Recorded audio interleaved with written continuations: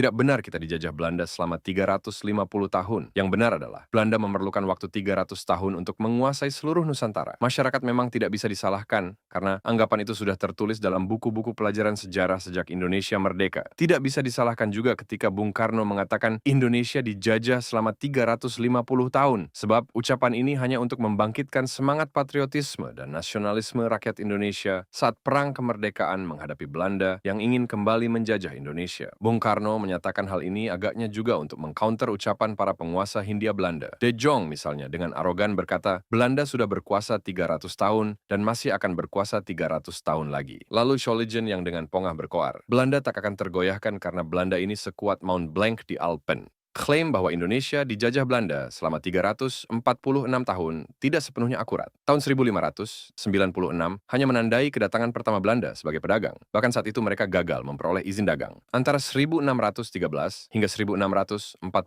kekuasaan besar di Jawa masih dipegang Sultan Agung dari Mataram, kecuali wilayah Banten, Batavia, dan Blambangan, sehingga belum bisa disebut Belanda menjajah seluruh Jawa. Setelah VOC bubar dan Hindia Belanda terbentuk, Belanda memerlukan waktu sekitar 1 abad untuk menaklukkan berbagai wilayah di Nusantara. Itu pun dengan jeda 5 tahun ketika Inggris berkuasa. Hingga akhir abad ke-19, beberapa kerajaan di Bali masih merdeka, sementara awal abad ke-20, sejumlah kerajaan di Nusa Tenggara Timur masih memiliki perjanjian sebagai negara bebas secara hukum internasional. Aceh bahkan baru dianggap takluk pada 1912 dan hanya mengakui masa penjajahan 33 tahun. Proses dominasi Belanda di wilayah yang kini disebut Indonesia berlangsung bertahap dan tidak merata. Masa penjajahan sesungguhnya berbeda-beda di tiap daerah, jauh lebih singkat di beberapa wilayah dibandingkan angka 346 tahun